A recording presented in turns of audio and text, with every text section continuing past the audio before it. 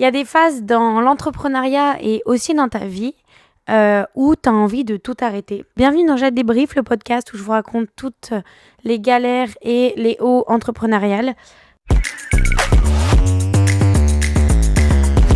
C'est vrai que sur les réseaux, on parle beaucoup plus des hauts que des bas, parce que les bas, c'est moins vendeur.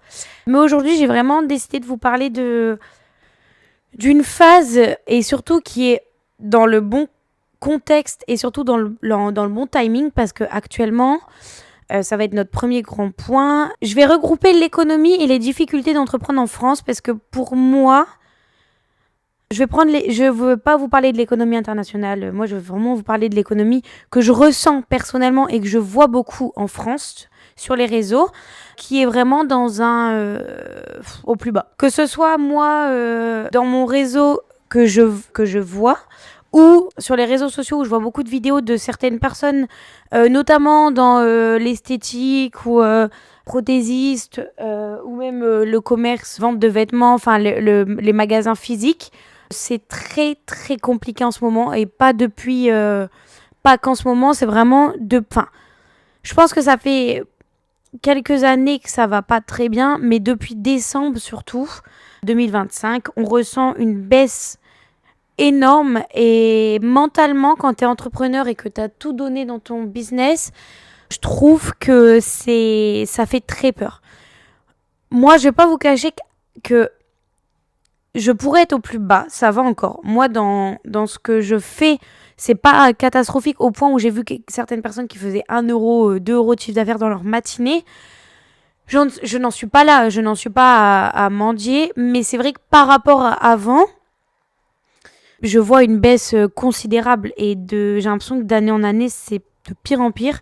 Et je vous avoue que ça me fait très peur et je trouve qu'en France, là je vais vous parler cru, mais réellement cru, je vais pas mâcher mes mots pour essayer de plaire ou essayer d'apaiser le truc, parce que la réalité fait qu'on peut même pas atteindre un niveau où on apaise la chose. Mais la France, c'est, je trouve, l'un des pires pays pour entreprendre. Que ce soit en termes de charges ou en termes de documents administratifs, quand tu commences à entreprendre, le nombre de papiers que tu dois remplir. Enfin, moi, je vous rappelle juste que de base, on est là pour entreprendre, pour faire quelque chose qui nous passionne, pour notre savoir de faire, notre savoir de métier, tu vois, notre corps de métier de base, tu vois. On aime vendre des vêtements, et ben on va faire ça. Mais nous, on n'est pas là pour, au bout d'un moment, devoir remplir 55 papiers administratifs pour débuter ton entreprise, qui vont te faire, dès le début, te faire détester l'entrepreneuriat. Je suis désolée, mais moi, quand j'ai ouvert mon restaurant en août, le nombre de papiers, en fait, ma banquière me demande un cabis, mais pour avoir un cabis, il faut ton ouverture de compte. Pour ton ouverture de compte, il faut ton cabis. En fait, c'est un bordel sans nom, que tout le monde dit oui, c'est un bordel, mais j'ai l'impression que ça ne change pas et que c'est de pire en pire. Et moi, je me dis, mais en fait, il faut vraiment être déterminé pour entreprendre, surtout en France, parce que je me dis, il faut le vouloir, parce que la c'est limite, ça va te dégoûter, j'ai l'impression, de l'entrepreneuriat. Et les charges qu'on vit, elles sont énormes. Par exemple, ce que je dis tout le temps, ce que je rabâche tous les jours, ce que je me dis tous les jours, ce qui est déprimant tous les jours, c'est que, par exemple, à partir du moment où tu payes ton salarié un petit peu plus que le SMIC, donc par exemple plus que le taux horaire du SMIC, mais tu vas avoir une charge, mais monumentale. Dis-toi que par exemple, ton salarié, il touche 1500 euros, tu vas donner pratiquement 2300 euros à l'État. Enfin, tu vas donner 2300 euros sur la fiche de paye. Enfin, est-ce que vous vous rendez compte du fait déjà, pour toi, bah c'est une charge monumentale où tu réfléchis à 3 fois avant de monter quelqu'un plus haut en taux horaire, et de 2, même pour ton salarié qui mérite en fait, je pense que beaucoup d'entrepreneurs ne montent même pas leurs salariés au-dessus du SMIC, parce que les charges, elles sont, mais c'est horrible à vivre, réellement. En fait, ton salaire, il augmente, Donc nous, en tant qu'employeur, les salaires augmentent, c'est bien en soi, enfin pour les salariés. Mais à côté, la vie, le coût de la vie est horrible. Donc ton pouvoir d'achat, même si ton salaire augmente et que ton coût de la vie augmente, ton pouvoir d'achat, il va pas augmenter. Donc le pouvoir d'achat, je trouve qu'il est minime en France, tu vois. Même si on est quand même, on n'a pas un... On a le SMIC moyen, enfin le salaire moyen, il est pas dégueulasse en France. Moi, je trouve que, enfin, il est quand même dans les 2000, tu vois. Je trouve pas ça dégueulasse. Mais la vie est tellement chère que tu peux même pas vivre avec 2000, limite. Enfin, je me dis, tu vois, si tu veux faire quelque chose, et non, beaucoup vivent avec moins de 2000 aussi. Et beaucoup vivent avec plus de 3000, plus de 4000, plus de 5000. Mais, enfin, beaucoup. Non, c'est rare. Enfin, c'est rare. C'est un taux plus rare en France, tu vois. Mais on sait pourquoi. Enfin, ça me déprime. Rien que d'en parler, là, j'ai une tête de dépité. Parce que franchement, actuellement, je vais pas vous cacher que c'est... Enfin, l'économie me fait extrêmement peur, hein, quand je vois l'essence, le gasoil qui augmente. Enfin, je me dis, comment tu veux que les gens ils viennent se faire plaisir chez moi? À côté, ils doivent payer 2 euros le litre. Enfin, moi, je trouve que c'est démesuré. Tu vois, après, là, c'est les conflits actuels qui font que aussi, mais enfin, je trouve ça démesuré. Et du coup, ça me fait un petit peu peur pour. En fait, du coup, j'ai l'impression que nous, les commerçants, les entrepreneurs, je trouve qu'on paye un peu tout ça. Et du coup, ça me fait très peur. Voilà. Le deuxième gros point, je vais vous parler de est-ce que moi, réellement, je suis impactée et quel business. Je vais vous rappeler un petit peu ce que je fais. Parce que c'est vrai que si je le rappelle pas à chaque fois et que vous n'avez pas vu les épisodes d'avant, ça peut être compliqué. Moi, je fais de la restauration rapide. En fait, j'ai quatre secteurs d'activité. Je fais de la restauration rapide. Donc, moi, je suis ouvert 7-7, euh, 365 jours dans l'année. Hein, 7-7, 24-24. Enfin, 24-24, non, parce que je ne suis pas ouvert en continu. Et à côté de ça, j'ai un magasin pas physique, vraiment site internet plus réseaux sociaux où je vends de la personnalisation de vêtements, de la personnalisation de PLV.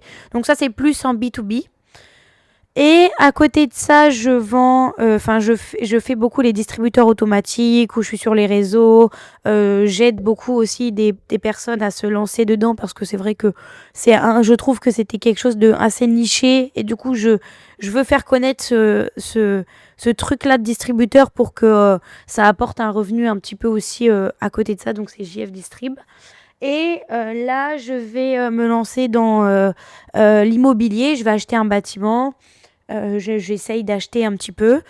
Voilà, un peu ce que je fais. Donc là où je ressens vraiment le plus ce contexte économique, enfin la difficulté actuelle des commerçants depuis décembre, c'est réellement en restauration rapide. Mais la restauration rapide, elle est impactée pas depuis, elle a impacté depuis réellement 1 à 2 ans, ça fait pas depuis que décembre, hein, on est bien d'accord. Mais je trouve que là, c'est de pire en pire. Généralement, on a des baisses en fin d'année et ça reprend généralement en mars. Mais là, le mois de mars, je sais même pas si on veut parler du mois de mars, qui est long, extrême. Bon, ça va. Moi, j'ai coupé tout ça et je me suis barrée au mois de mars. Je me suis barrée 2 semaines au Mexique. Ça m'a réellement fait du bien. Ça se voit pas tout de suite, mais réellement, ça m'a fait du bien. Et j'en avais besoin, je pense. Parce que de toute façon, le mois, sinon, il allait être très très long si je restais à bosser. Après, j'ai pas totalement lâché, je bossais un petit peu, enfin. Mais bon, par rapport à d'autres vacances que j'ai fait, j'ai vraiment beaucoup plus lâché. Et vu que c'était à une période très calme, j'en ai profité aussi pour me dire, écoute, c'est calme, tu vas pas remédier la terre, tu fais déjà beaucoup de marketing, t'essayes en continu, ça y est, lâche un petit peu, pars. Et ça m'a réellement fait du bien. Donc j'étais assez contente. Le mois de mars, il est compliqué, mais je veux pas non plus me plaindre parce que je sais qu'il y a pire que moi.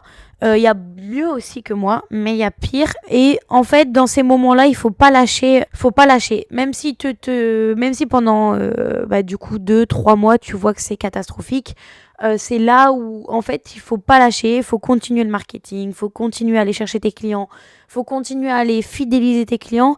Et après, petit à petit, je trouve que c'est ça qui va faire la différence entre toi et d'autres restaurateurs, d'autres concurrents. C'est que toi, en période creuse et en période compliquée, tu vas pas lâcher, tu vas continuer, tu vas essayer, enfin, tu vas faire comme si de rien. Au final, tu fais comme si c'était une bonne période et ça va reprendre et ça ne peut que aller mieux. En fait, moi, je dis tout le temps, ça ne peut que aller mieux. Donc voilà.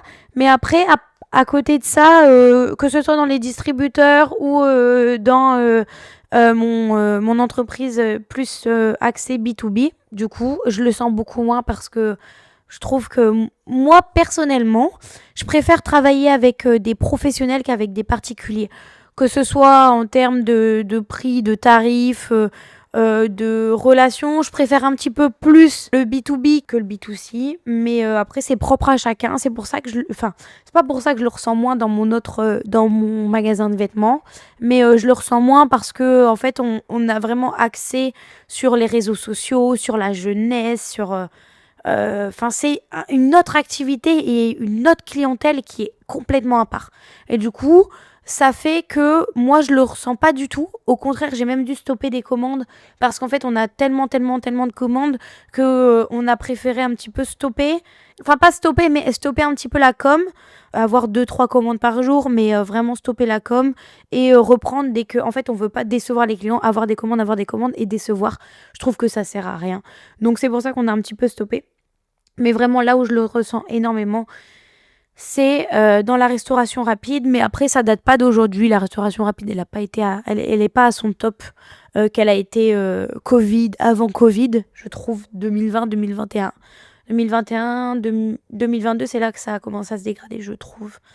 Et voilà, troisième point hyper important, comment ne pas lâcher, comment ne pas abandonner, comment ne pas tomber dans le bon, j'arrête, ça y est, écoute, là ça fait 4 mois, 6 mois, je fais et là je n'en peux plus, je me donne, je vais limite tuer ma santé. En fait, je pense que ne pas arriver à ce point-là, c'est vraiment juste que t'es passionné, en fait. Et puis que t'as pas le choix, aussi beaucoup. Parce qu'il faut vraiment se dire que quand en fait, t'as donné toute ta vie, t'as donné toutes tes économies, t'as donné tout ton temps, et tu donnes tout ton temps, toutes tes économies à ce business-là, et tu ne peux pas abandonner, en fait. Parce que si t'abandonnes tout, tu perds tout. Donc potentiellement que tu perds ton argent, tu perds beaucoup, tu recommences à zéro et aussi ça va être compliqué. Moi dans le sens où je vais vous dire que c'est compliqué de redémarrer après. Enfin non, tu peux redémarrer après une liquidation judiciaire, mais c'est compliqué dans le sens où les banques, il y a des points verts et des points rouges dans les banques. Au-dessus de ta tête, à savoir, hein, en pro particulier et tout ce que tu veux, t'as des points verts, t'as des points rouges. Quand t'es trop en découverte, t'as des points rouges. Quand tu gères bien ton argent, t'as des points verts en particulier. Et en professionnel, t'as des points rouges quand tes bilans sont mauvais. Parce que, à savoir que les banques ont tous tes bilans, bien évidemment. À la fin de l'année, ils te réclament tes bilans pour voir si t'es en bénéfice ou en perte. Et si tes bilans sont bons, que tes business sont bons, t'as des petits points verts au-dessus de ta tête. Si au contraire t'as des liquidations à ton nom, t'as des bilans très mauvais, t'as des points rouges et les banques te font de moins en moins confiance. Avoir des financements, c'est de plus en plus dur. Et si t'as pas de financement, tu te développes beaucoup moins. Ou tu peux te développer, mais du coup tu vas te mettre à chaque fois à ras pour développer tes business et en fait, tu vas te relancer au niveau de l'argent, je parle, tu vas remonter ta trésorerie ou tu vas remonter tes économies et ça rechute parce que tu vas refaire un business, elles te font plus confiance, elles n'investissent plus sur toi, c'est mort. Donc, dans le point où je te dis c'est plus dur de se lancer, et moi, c'est pour ça que je n'abandonne aussi pas. Enfin, moi, dans ma tête, je me dis je peux pas abandonner, je peux pas liquider, je peux pas lâcher mon entreprise parce que le jour où je liquide parce que mon entreprise coule et ne va pas bien, parce que tu as des liquidations autres que judiciaires, hein, t'as des liquidations par exemple parce que vous êtes deux associés et entre associés ça ne va plus, c'est des liquidations qui n'ont rien à voir et c'est pas des liquidations qui sont au niveau de ta trésorerie. Donc c'est pour ça que moi je me dis que je veux pas abandonner parce que je veux pas ce point rouge au-dessus de ma tête et je trouve que c'est important d'avoir cette confiance aussi des banques qui voient que tu parles pas en blabla et vraiment t'agis et tu ne lâches pas, t'abandonnes pas. Mais bref, c'est propre à chacun, encore une fois, dans le business. Et réellement, ne pas abandonner, je pense que c'est aussi beaucoup un état d'esprit. C'est vraiment parce que tu tiens à ton projet. En fait, t'es de nature à pas lâcher. Et comme je dis tout le temps dans mes podcasts, t'es pas parfait dès le début. Donc dès le début, t'as pas la même mentalité, t'as pas la même vision des choses, la même perception. Perception des choses. En plus, surtout que le temps passe très vite. Là, ça fait 1 an que j'ai quand même ouvert mon restaurant avec beaucoup de hauts et beaucoup de bas. Mais je retiens aussi que pratiquement les hauts. Je vais pas vous le mentir. Mais réellement, ce podcast, il a pour but de vous montrer que c'est normal de se dire, ouais, c'est bon, là, j'arrête tout. Écoute, là, en fait, t'as l'impression de tout donner. Genre, toi, tu donnes tout. Tu te donnes à 100%. Que ce soit au niveau du marketing, au niveau de tes services. Tu dis, putain, je donne tout à mon client. Genre, je satisfais mes clients. Ils sont contents. Mais pourquoi ça marche pas? Qu'est-ce qui bloque? Et je pense que c'est dur de quand t'es dedans, de voir au-dessus, de lâcher prise et de regarder au-dessus de toi et de voir ce qui va pas. Et je pense que c'est très dur. Mais c'est normal de tout le temps se dire j'ai envie de lâcher, j'arrête, j'abandonne, qu'est-ce qui va pas, qu'est-ce que je fais mal, pourquoi, alors que je donne tout, tu vois. C'est ça qui est très dur. Mais ne jamais lâcher parce que moi, les efforts payent toujours et quand t'es quand tu te donnes à fond, il n'y a pas de raison que ça ne marche pas. Et je pars de ce principe-là. Donc c'est normal de se dire qu'on a envie d'abandonner. Il faut juste pas abandonner. Par contre, si au bout de 2 ans, 3 ans, là, c'est toujours au même point, faut peut-être encore plus se poser des questions. Mais bon, avant d'en arriver là, je pense qu'il y a beaucoup d'actions à faire, beaucoup d'actions à mener avant d'en arriver là et à redresser. Mais voilà. Dites-moi s'il y a d'autres points que vous aimeriez écouter, qui vous intéressent et dont vous vous questionnez. Moi, en tout cas, je vous retrouve tous les dimanches à une heure qui varie parce que l'heure varie tout le temps. Voilà, en tout cas, moi, je vous dis à très bientôt. Et voilà.